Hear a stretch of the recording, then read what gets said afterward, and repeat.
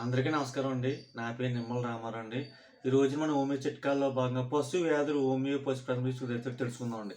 ఇవాళ మనం తెలుసుకోవాల్సిన ఏంటి అంటే పశువులకు అజీర్ణము మరియు మలబద్ధకము నివారణ హోమియో చికిత్స మనం తీసుకుందాం. మామూలుగా ఏంటి అంటే ఒక్కో పశువుకి కొన్ని సందర్భాలు ఏంటి అంటే ఎక్కువ మేత తినటం వల్ల, బలమైనటువంటి మేత తినటం వల్ల పశువుకి ఆ యొక్క మేత జీర్ణం కాదండి. అజీర్ణము చేస్తుందండి. అంతేకాకుండా ఈ అజీర్ణము చేసిన పశువు ఏమిటాయంటే ఆకలి మందగిస్తుందండి. మేత, నీరు సరిగ్గా తీసుకోదండి. అంతేకాకుండా ఏమిటంటే విరోచన అవ్వదండి. మలబద్ధకం ఉంటుందండి. ఒక్కో పశువుకి ఏమిటంటే కొంచెం జ్వరం కూడా వచ్చే అవకాశం ఉందండి. ఇచ్చటి లక్షణాల ప్రకారం ఏమిటంటే ఎప్పుడైనా సరే గేదె కానీ, ఆవు కానీ, దున్నపోతు కానీ, ఎద్దు కానీ పశువుకి అజీర్ణము మరియు మలబద్ధకం వచ్చే సందర్భంలో ఇచ్చటి లక్షణాల ప్రకారం నక్స్వాముక 200 అనేటటువంటి హోమియోస్ అద్భుతంగా పనిచేస్తుందండి. అయితే ఇది ఎలా కూడా తెలుసుకుందామండి.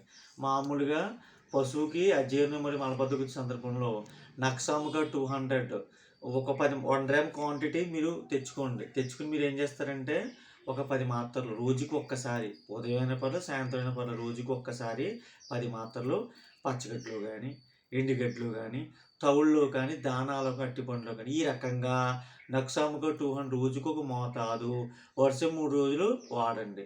అదే కొన్ని ప్రాంతాల్లో డైల్యూషన్ వాడతారు కాబట్టి నక్సాముక 200 డైల్యూషన్ తెచ్చుకుని మీరు ఏం చేస్తారంటే ఈ తవుల్లో కానీ, దానాలో కానీ, లేకపోతే పరిశుభ్రం కొంచెం నీరు తీసుకుని మంచిగా దాంట్లో ఒక 5 లేదా 6 చుక్కలు వేయండి. లేదా పశువు నాలిక మీద ఒక 5 లేదా 6 చుక్కలు వేయాలండి. ఈ రకంగా ఏదో రకంగా మనం పశువు కడుపులోకి వెళ్ళే చేయాలండి. నక్సాముక 200 రోజు ఏదో ఒక సమయంలో, ఉదయం కానీ, సాయంత్రం కానీ, రోజు ఏదో ఒక సమయంలో ఈ రకంగా నక్సాముక 200 వరుస 3 మోతాదు, రోజుకో మోతాదు వరుస 3 రోజులండి వాడి మానేవాళ్ళండి. మరి ఈ నక్సాముక 200 ఏమిటంటే సాధారణంగా సాయంత్రం వేస్తే మంచిదండి. ఈ మందు రోజుకి ఒక్కసారి సాయంత్రము వరుస 3 రోజులు వేయండి. లేదు అంటే పగలు వేసినా పర్లేదండి. ఎలా అయినా ఈ యొక్క మందు హోమియోస్ అద్భుతంగా పనిచేస్తుందండి. నేను చెప్పినట్టు ఏమిటాయంటే ఈ యొక్క పశువులకి అజీర్ణం మరియు మలబద్ధకం వచ్చే సందర్భంలో పెద్ద పశువులకి నక్సాముక 200 నేను పైన చెప్పిన విధంగా రోజుకు ఒక మోతాదు వరుస 3 రోజులు వాడి మానేవాళ్ళండి.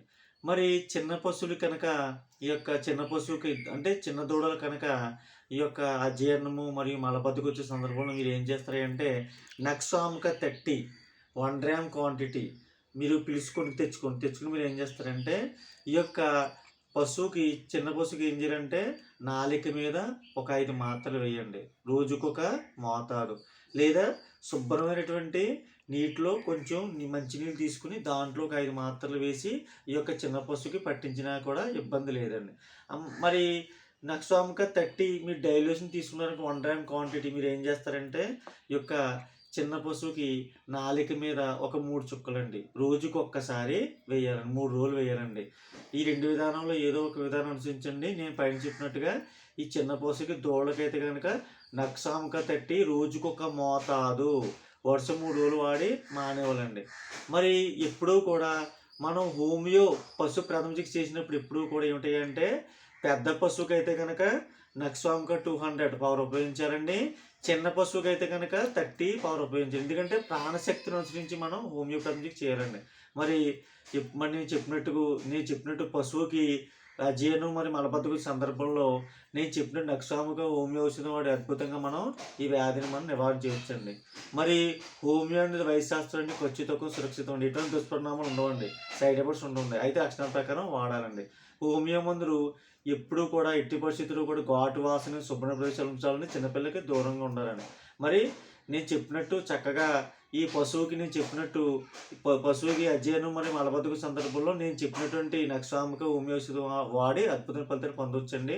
మరి ప్రతి పాడైతే పశుపతులు కూడా నా హోమియో చిట్కాని యూట్యూబ్ ఛానల్ సబ్స్క్రైబ్ చేస్తారని, లైక్ చేస్తారని, షేర్ చేస్తారని మనస్ఫూర్తిగా కోరుకుంటూ సెలవు తీసుకుంటున్నానండి. ధన్యవాదములండి.